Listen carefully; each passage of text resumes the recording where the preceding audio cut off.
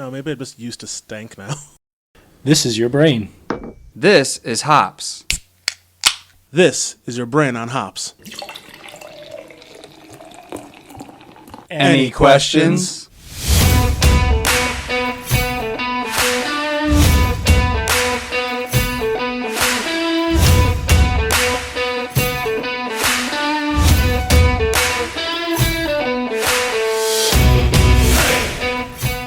What's up, everybody, and welcome to another installment of Your Brain on Hops. We are back with another episode into 2020.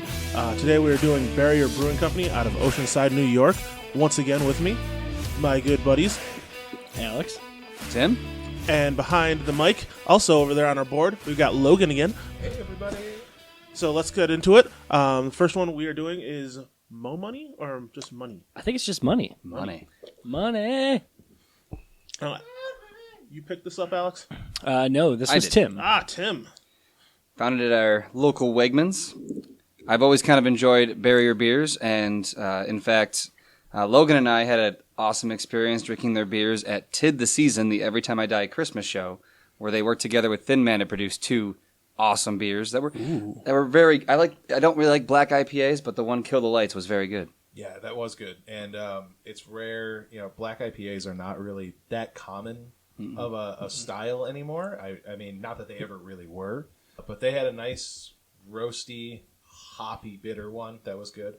And of course, they're the ones that do that collaboration with Every Time I Die every year for the last. I think this is at least the third year, if not longer than that. So for the Every Time I Die show, and I think they've done upwards of 5 or 6 different beers with Every Time I Die at this point. So Hot wow. damn. Holy shit. yeah. So was it the music that brought you to the beer or the beer that brought you to the music? A little bit of both. A little bit of both. Yeah. I know you guys are like huge Every Time I Die fans. So Oh, yeah. If you guys are listening, you can come on the show too. That would be awesome. A band interview for beer, that'd be cool. But Barrier, their story is pretty interesting. They're out of Oceanside, New York on Long Island, the south shore of it. They actually had some huge issues, though, in 2012 where they got hit by Hurricane Sandy. So they had to rebuild during that. I mean, I hate to say I had the easy part of that being in Maryland at the time, just having a couple days off work. Can they rebuild their website? Yeah, we all are in agreement that no offense, Barrier, but your website needs some work. I feel like I'm Like on MySpace. most brewery websites, honestly. Yes. Yes. But the scrolling, I feel like I'm on MySpace. It's really irritating me. Who are their top 8? Yeah, it's I just to navigate this, and I'm just trying to get information on the beers we're drinking because I'm really intrigued. And the artwork on their cans is awesome. And I'm it like, really is. I don't I'm like, you guys put a lot of work into this. I'm like, who's in your IT department? I think the Hurricane Sandy thing is even worse because they had just expanded to a bigger location, and it was a few months later that it happened. Like, that really sucks. Yeah. Oh, yeah. Yeah, but what do you guys think of the beer? I'm really enjoying it, and the one thing it says on the can that I love, it smells stanky. And yeah, it does. It's Oh, yeah, I It's get that that. that Simcoe. yeah, it's definitely the Simcoe. It's dry hopped with Azaka, Simcoe, and Citra. Oh, maybe I'm just used to stank now. It could be good or bad. Dan's all about the stank. Some good old stank. Yeah, no, it's a fantastic flagship, and actually it is, for me, it's the first beer I ever had from them while I was working at Brewworks. It was the first one that we got in Same for here. retail. Absolutely. And so this was one of the first ones that was from Barrier that was introduced to like the general beer drinking crowd in Western New York, I think. So Actually, if I recall, being at Brewix, you had started, Logan, and I think I had just left.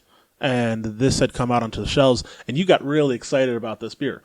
And I think you were the one who actually turned me on to it, and I picked up a can, Yeah. and I was like, I really enjoy this. I had been hearing things But- about them, or about that beer specifically, about money, and then it showed up. so yeah, I was really pushing it and then everything that we were getting from them wound up being really, really good. Just like probably everything that we're going to have tonight, because we've got 4 or 5 more barriers lined up 5 tonight. more. Yeah, we got a couple beers.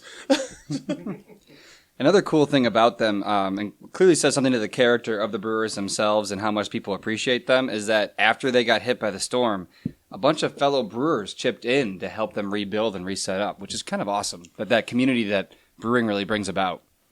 So they got to rebuild, which is fantastic. So with the notion of, I guess, rebuilding and what you can lose with your brewery, there seems to be a little bit of a crisis going on right now with, well, unfortunately, global warming. The notion of, production, grains, hops, climate and where you live and what you can get a hold of and what you can also produce with wildfires, with hurricanes, with everything that goes on. And now, I guess, would you say we're importing stuff from other places to get, what we need to produce these beers and what beers we can or can maybe no longer do because it just takes a lot to put into it and we just don't have the product? I mean, I have a specific anecdote about that where there was a local brewery that made a certain IPA that everybody loved that happened to use, I believe it was an Australian or a New Zealand hop, and the beer was just loaded with them, and the amount of hops that it took to create that beer. It was just, with them coming only from Australia or New Zealand, I forget which, and only at specific times, they can only make so much and they can only buy so much. It was a very expensive hop, and the people constantly were asking for them to make that beer, and they couldn't because they couldn't afford the hops. I think one thing with Australian and New Zealand hops, though, that's not just a climate thing, but that also comes down to some of the best hops that people want to use in beers now.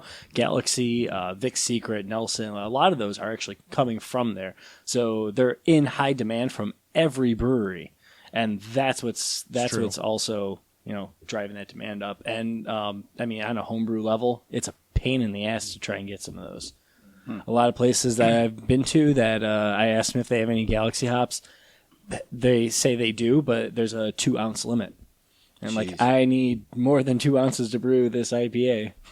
So in an effort to try and stop that or curb that or adjust to the climate change that they're seeing in the brewing area, you have a lot of companies, a lot of breweries, a lot of farmers now are shifting their crops and where they're planting them with the barley and the hops to different areas of the country. So, for example, primary hop production for a lot of breweries was right out of New York State, which is kind of awesome to live here for that. And they're still making them as they can and growing them, but a lot of it is now shifting to the Pacific Northwest, which to a certain degree has some similar climate type things as the Buffalo, New York area. But they're trying to adjust as the climate shifts because, right now we're dealing with probably one of the most mild winters that I can remember in Buffalo.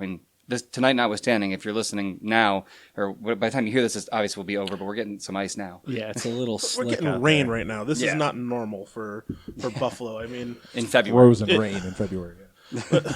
Normally we're covered in snow along with, Midwest, and you've got ski country and whatnot. And then, but I feel like half the world's on fire and it's just, everything seems out of whack. Mm-hmm. Like nothing I remember as kids, like this wasn't like this or this bad. Oh boy. Mother Nature hit the panic button. Luckily, these beers are not out of whack. No, they are not. They're still pretty fucking delicious. So speaking of, the fact that these beers are not whack, we are now moving on to a different beer from Barrier, which is, Alex is still pouring his. Yeah, who's got the heavy hand now, Dan? Oh, This fucking tiny little bit. I made up for it for your little heavy hand there on the last one. Alex, your beer glass is bigger. Yeah, too. you've also, you're. Don't think I didn't notice that. Nope. So this is just the Barrier Classic White Ale that we picked up, or Alex picked up. So I guess he should have gotten a little bit more to be nice. Sorry, I got 3 more in the fridge. Brewed with blood orange and coriander. Ooh, That's That's good. right. that's nice. In order to get these beers, because we couldn't get them, Alex couldn't get them individually. He bought 4 packs of each, but he was just lucky. So for him, it was just lucky enough that now he just gets 9 more cans of beer to drink by himself. That's true, but at the same time, what if I don't like the 3 that I ended up getting? Well, so far you've liked 2, so you're a 50-50 chance. Tim got money. Obviously, then you just need okay. to shotgun them. So No.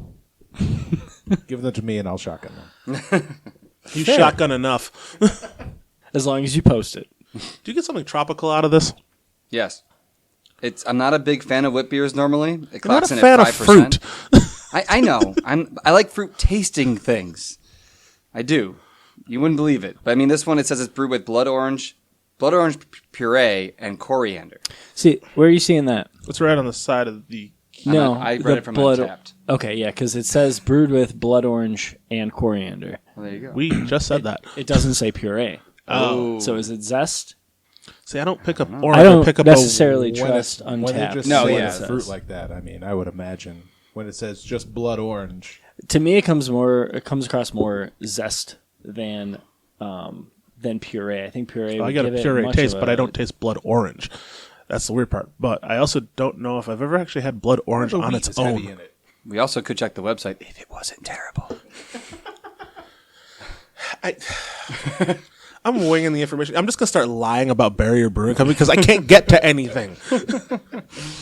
But yeah, I definitely I get the coriander, but I definitely pick up, and the mouthfeel of this beer definitely lends, I get the puree aspect out of it, but I don't know if it's orange. I feel like it's a different tropical fruit that I get. Like tropical a mango. or is it green apple?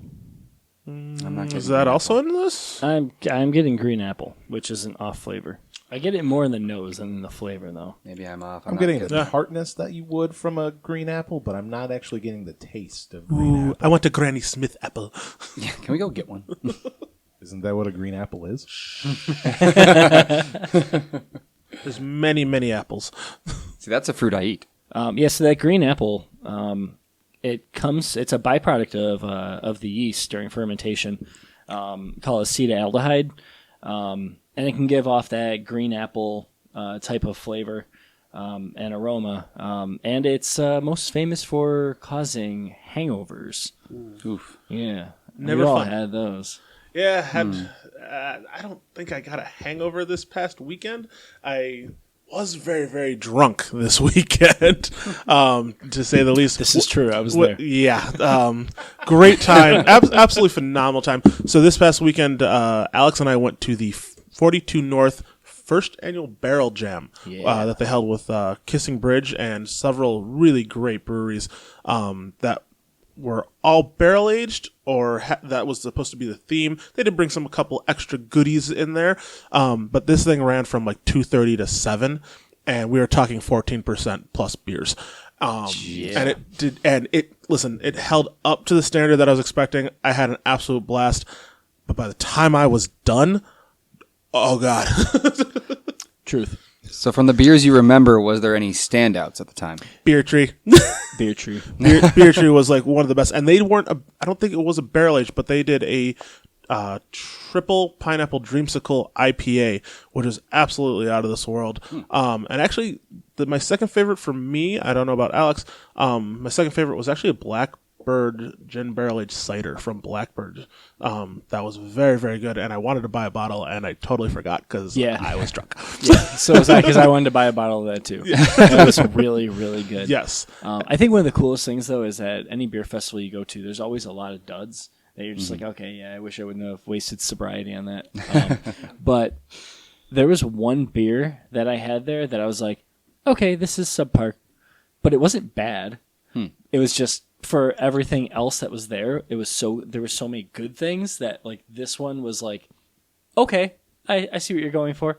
It's not bad, but compared to everything else, yeah, it's nothing. There really wasn't a bad beer to be found there. It was really remarkable, and what I loved was that because they kind of had that theme, it wasn't one of those things where it's like, and it was just different. Like you go to a beer festival now, and usually a lot during the summertime, so you're looking for something refreshing. So you get a lot of sours and a lot of IPAs because those are the biggest trending things.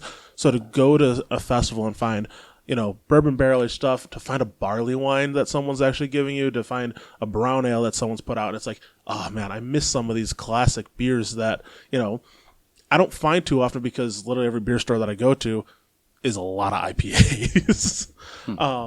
This is a card that I got from one of my favorites was Big Alice Brewing out of New York City. They had 2 different beers. The one was what was it? A mango sour that was like it was so flavorful, and the sourness was so tame. It wasn't like in your face. And the other one was a tart cherry and blueberry. It's coming back to me. That once again, the flavors were Subtle. so delicious but subtle that like I think they were some of the best beers that I had there. Really, really chill guys too. And actually, I have to.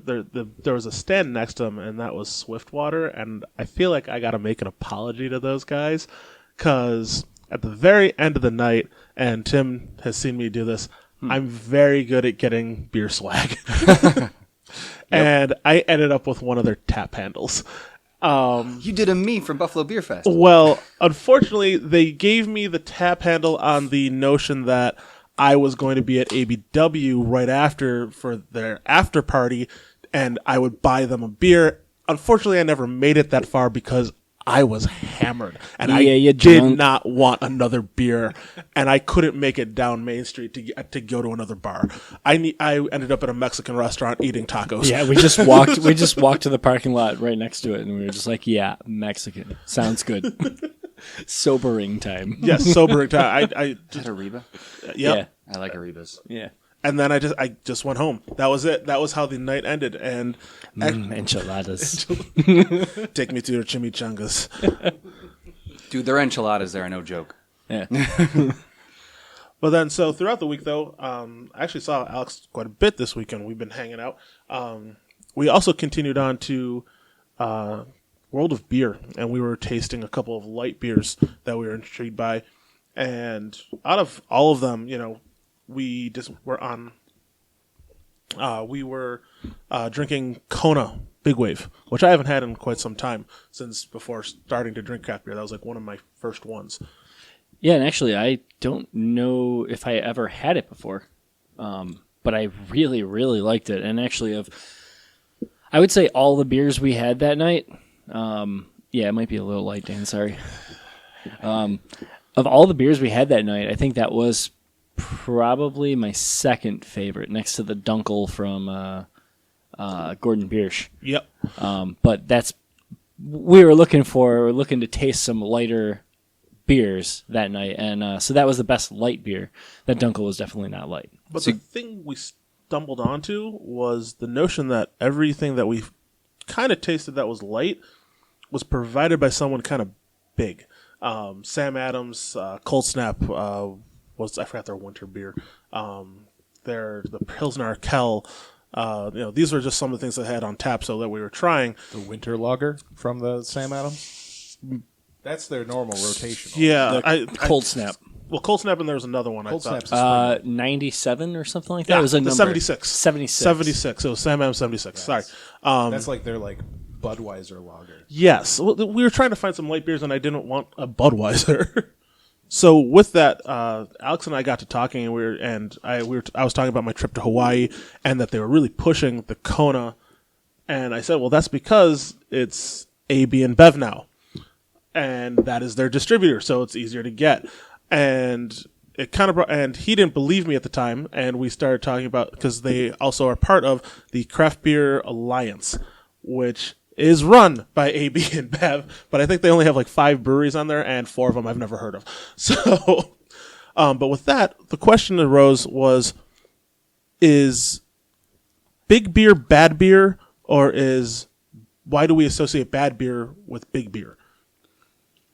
Part of it could stem from, myself, even with going back to music taste and stuff like that, I always liked when stuff stayed independent, stayed like, you started it, it's your thing, keep it your thing, don't sell out, to quote the Real Big Fish song. I don't know, that idea of be proud of your product and do what you can with your thing and make it your thing until it gets big. But then I do understand on the flip side, if you want to get your beer out there across the country, sometimes it helps to have a bigger buyer come in and say, hey, you let us give you a chunk of money here, we can get your beer to California, to Oregon. We can get it out there rather than you just being like, hey, we're cool, we're hanging out here in Buffalo, New York, let's ship it elsewhere. So I don't know. I'm very torn about it because I hate, you hate when you see one of those, Wicked Weed was a big one that sold out. And everyone's like, oh, how could they? And it's like, well, they want to expand their shipping and expand their line. But And for some of them, I mean, when someone offers you that kind of money, I mean, sometimes how can you turn that down? You know, you take it and maybe go do something else of your own. But at the same time, when there's certain companies that have sold out that all of a sudden, or I'm sorry, I hate using the word term sold out. But, but sold to a bigger guy that we've reaped the rewards 100%. Like, I mean, Goose Island, would we ever have Bourbon County? Would it ever have gotten that big and been sold nationwide at the rate or that the quantity that it is now, if they never did?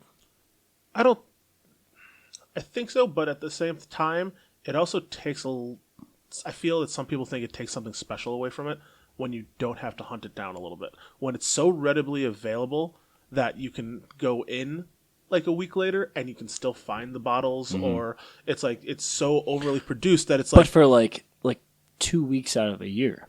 That's true, but they also do that specifically for themselves. But they now are able to produce so much that you can always get your bottle if you want to, which is the nice part. I didn't get the only reason I got a bottle this year was because my friend got me one. It's the only reason I got one. But going to like what makes getting it, like the lack of having to hunt for a beer. I mean, I think of the way I used to get so excited when someone would come back from the New England area with a sip of sunshine. Like that was a beer that was like, oh yes, it's awesome. And it's still great. To me, the flavor really hasn't changed much.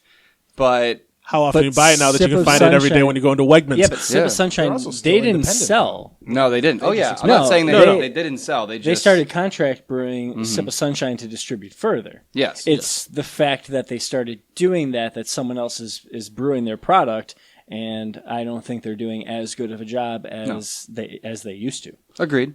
So the thing is, like, we were both sitting there drinking a Kona Big Wave. We're like, this is actually really good. I'm actually really enjoying this beer. It's a good beer.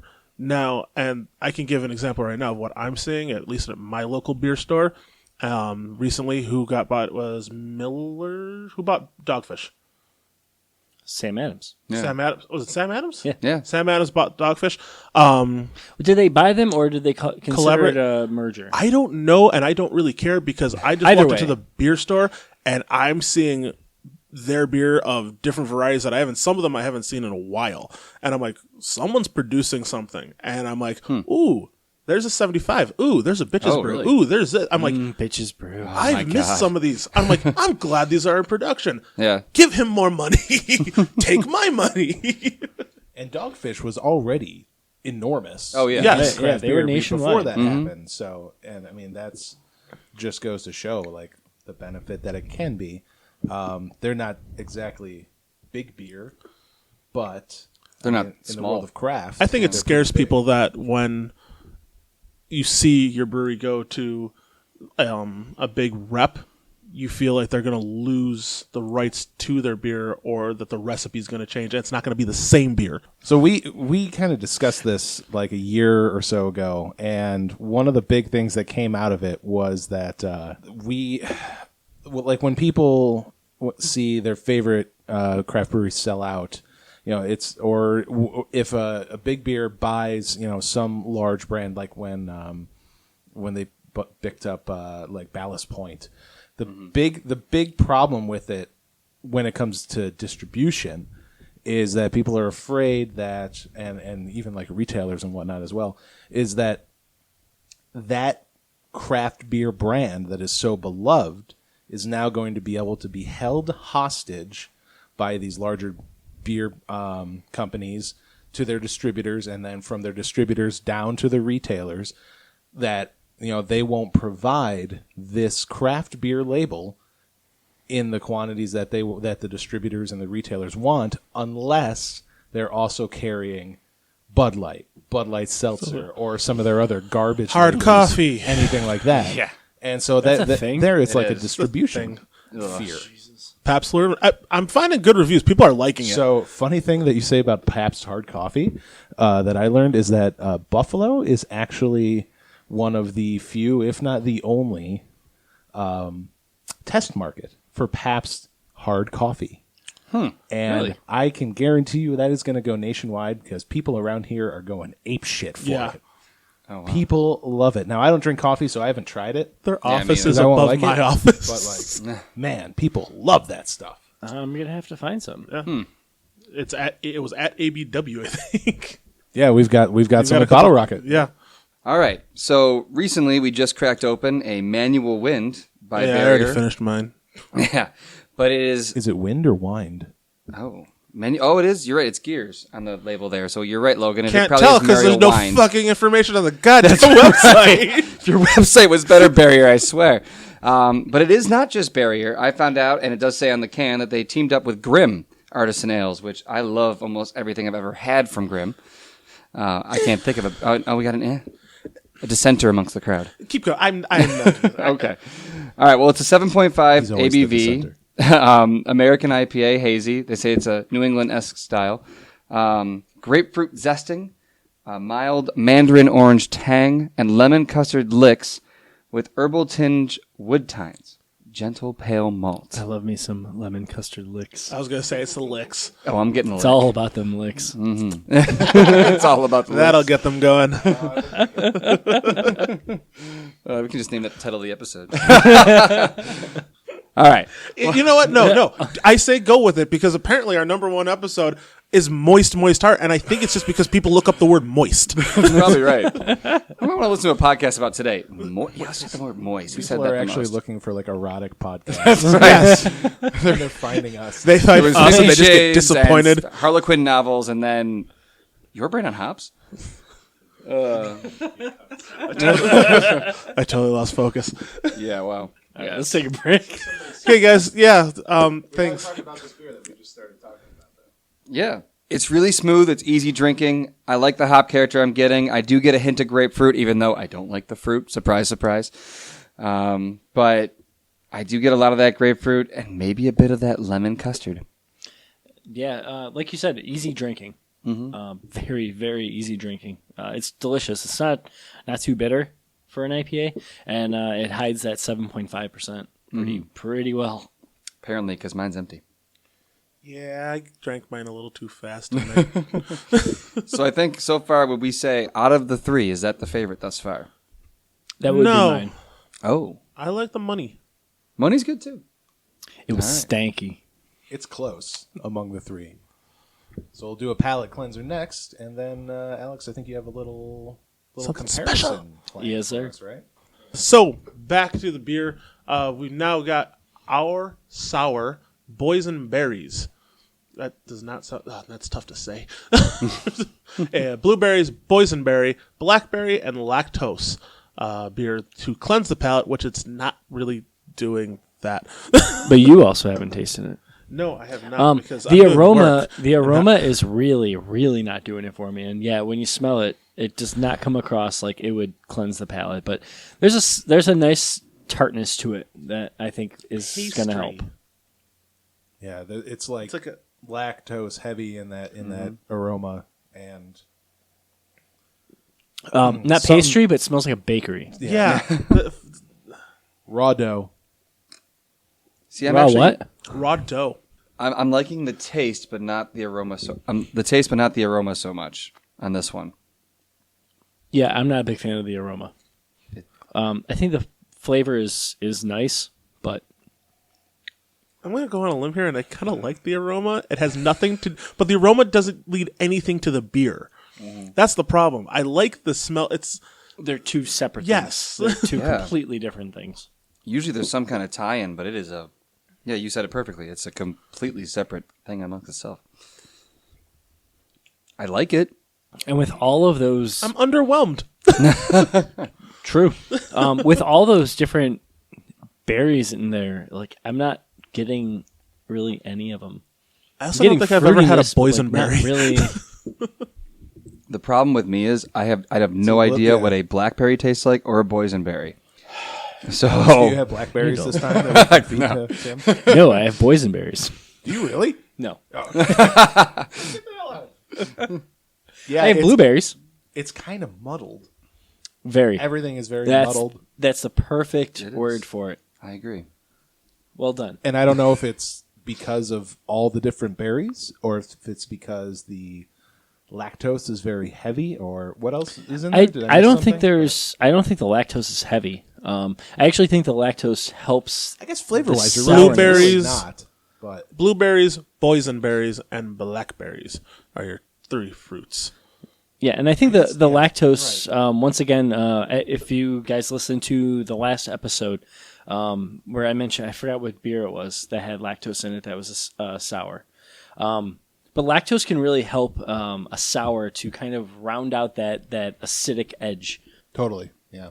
And I think it does it well in this. It doesn't come across sweet, but it definitely rounds out the tartness of it to make it not in your face. Yeah, doesn't punch your salivary glands like some of them can. Right. You know what this actually reminds me of, guys, and this may be because I'm on speaking of the last episode, to take us back to our cereal kick, is, do you remember when Captain Crunch did their Oops All Berries box? I actually That's what do. I'm thinking of. Like, and not that it doesn't taste like that cereal, it just, the fact that there's so much in it, you never tasted one berry. I mean, cereal never tastes like its actual flavor intent. But It smells like an old cereal box. yeah, that's what I'm thinking of. Like, There maybe you it's go. because I have a 4-year-old and sweet cereals are a win for me and for him. My wife still shakes her head. But So do we think this is stale? Are we getting cardboard? Cereal box? there's no free spoon. It reminds me of. This is now taking me back to it. It reminds me of Barry's Kicks as a kid. Okay, yeah. Not dissimilar from the berries that were in Captain Crunch, honestly. No, it's all the same shit in the same box, just with more sugar. Yeah, really. I mean, with the lactose in the brew, it makes sense. You got lactose, you got a bunch of different fruit flavors, and you get a mixture of, a fruit kick in the face. But no one particular one stands out. It is palate cleansing, though. Yeah, it's going to be a nice little transition back to the IPAs. Oh, but we have something special lined up for those IPAs. And what's the ABV on this? This one is at a 5.7, Nice. and it's an American Wild Ale, it says, which I did not find on their website. There's like 4 fucking beers in that thing. There's actually like 8 or 9, but none of There's them a are lot what we more than have. that. Well, apparently then my Except website money. just doesn't want to scroll through anything. So speaking of the upcoming IPAs, Alex, what is it that you have planned for us? So Barrier does 2 beers, and I mean maybe more. I couldn't find any other ones on their website, but Lomax seems to be the standard, and it's a summer IPA. And then they have another one, which is a winter IPA called Cryomax, Sure. and they're the 2 exact same beers, except Cryomax uses cryo hops. So let's play naive here. What is cryo hops, or what are cryo hops, rather? I don't remember who actually does them. I want to say I think it's YCH hops. But they're actually frozen with liquid nitrogen. And the lupulin glands are removed from the actual hop cone, and that is what you are getting from those hops. So it's almost, the plant material is debittered, and so you're not getting all that vegetal character going into the actual beer. So from a brewing perspective, you're not putting all that vegetable matter in, which is going to soak up beer and give you less product. And at the same time, you're not getting, from like a New England style IPA standpoint, you're adding a heavy dose of hops late in the boil. And that sheer amount of vegetal material can cause an astringency. And like if you've ever had some New England style IPAs, like, I mean, yeah, some of them can get pretty astringent, especially if you get the stuff at the bottom of the can, they get quite astringent. And so this is a way that you can actually cut down on the astringency while still adding a ton of hop character. So I think it'll be a pretty neat experiment to be able to taste these 2 side by side, seeing as how they're the same beer, just different hops. Sounds tasty. Yeah. Shall we, Logan? Ooh. That could have been interesting, spilling beer all over my computer. Out of the 2s, are we going for a little summer love, or are we going to just embrace the winter that we've got here? What are you starting with, Alex? Are you just drinking both of them double fisted, mixing the two, I swirling would say in your mouth? let's go with the Lomax first. The summer into winter. Why do I keep hearing the word Lomax? I keep thinking of a character from Dr. Seuss. Thank you. Okay, that's driving me nuts. I kept thinking of Reboot for some reason, but I don't think that's a character on Reboot. I forgot which one I poured into which glass. That's The lighter one. It's the one that is slightly less aromatic. I mean, right there We're you just can making tell a mess out of everything. from the aromatics. I mean, personally, I'm getting a lot more from the Cryomax. I think it's a lot more fragrant. I like the cold better. Yeah, I'm fully embracing the winter. I'm liking the cryo hops a lot better. I agree. After tasting both, there's a lot more flavor to it. I totally agree. That's awesome. On initial impression, it's hands down. You can tell a big difference. What's the ABV on this one, Alex? I do have to mention You have the something, can in front of you. though. and stanky and not in a Hang good on. way. The Cryo Max is 6 months fresher. Oh. Lomax can is from May, and We've the been lied to. Cryomax is from November. Correct. So that does play a part in it. Yes. I wanted Caveat. to look at that as soon as I took a sip of Lomax, because they do a lot of Lomax throughout the spring and the summer. Like, that's a very popular beer for them during the summer. Sell a lot of it. And It's just one beer. It's not a summer series, correct? Or they? not that I believe. Okay. I don't believe so. But it's a popular one for them in the summer, and so I've had it quite a bit. And as soon as I tasted it, I could definitely tell.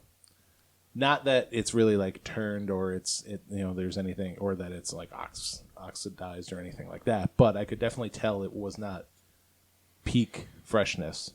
So that's what made me want to look at the can right away, and I could and there it is. It's from May, Yeah, as well, compared to the Cryo Max, which is also not super fresh, but it's not old.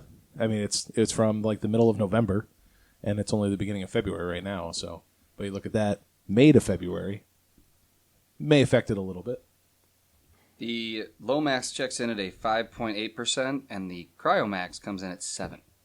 There is a percentage difference and an age difference in these beers. I do love the can. Again, Barrier really nails it on can art always. I mean, For sure. To describe it, because obviously this is an audio show. Your Lomax has the Tim keeps forgetting. the surfboard in the sand in the summer, and then you have a frozen surfboard on the Cryomax with like snow on the top and like icebergs in the water. So they really do crush it on the can art. Are you gonna crush the can too? On Fix this your audio show? website. I'm going to reiterate this. I'm really liking your beers, but that site. If I'm ever on Long Island, I will pay you a visit. Although they probably will not welcome me. Or at least their website designer will not welcome me. That's right, yeah. Whoever that person is, they're I'm not sorry. I'll buy you a beer. your own beer. I'll bring you a different beer. That's what I'll do. I do still like the Lomax. Just throw it out there.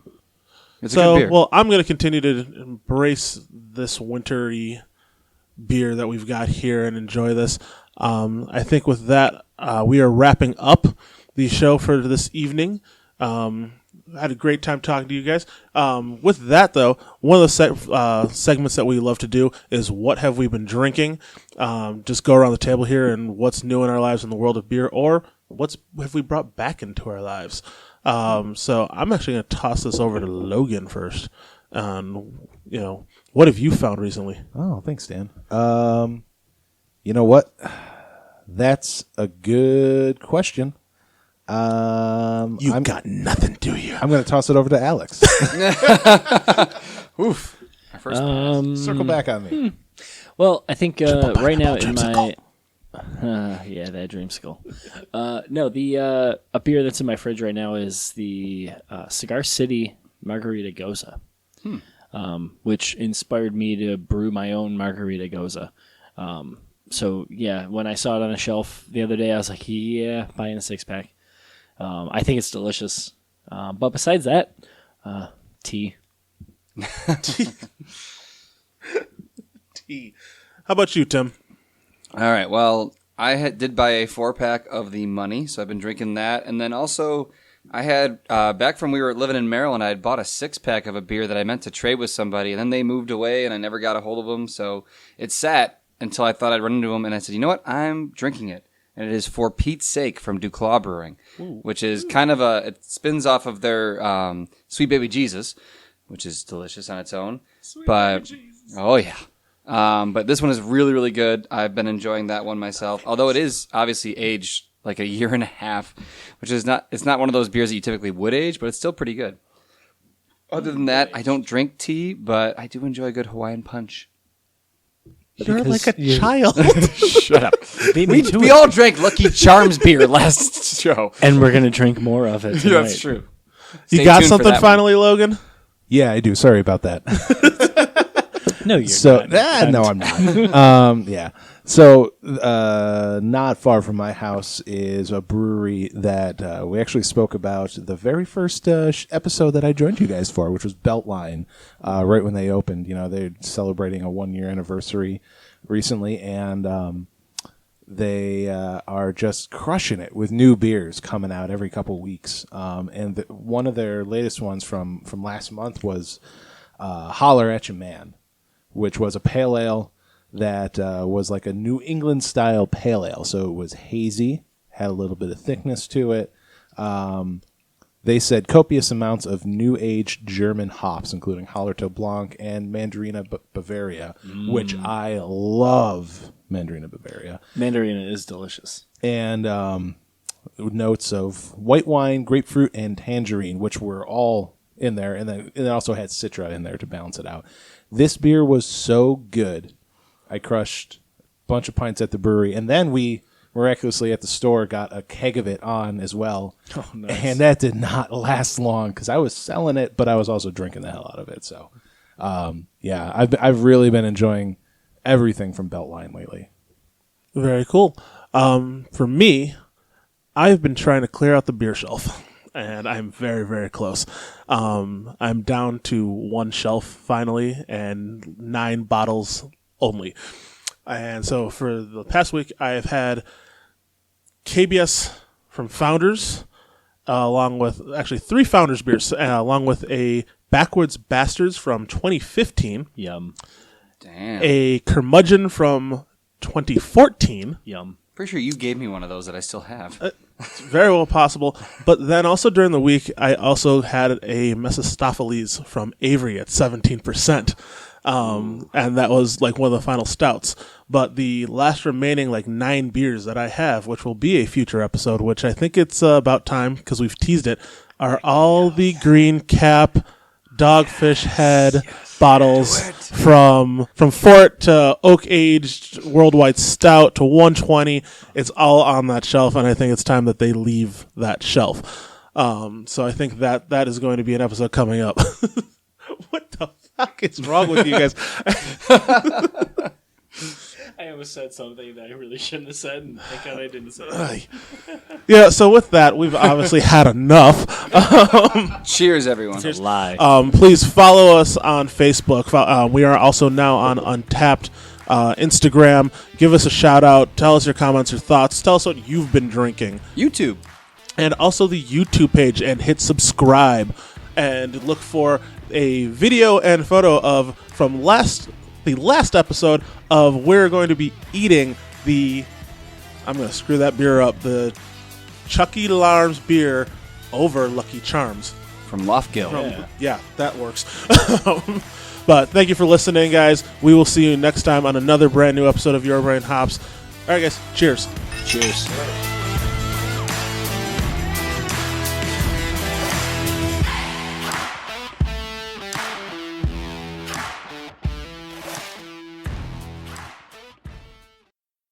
Like so chocolatey. Just so chocolatey.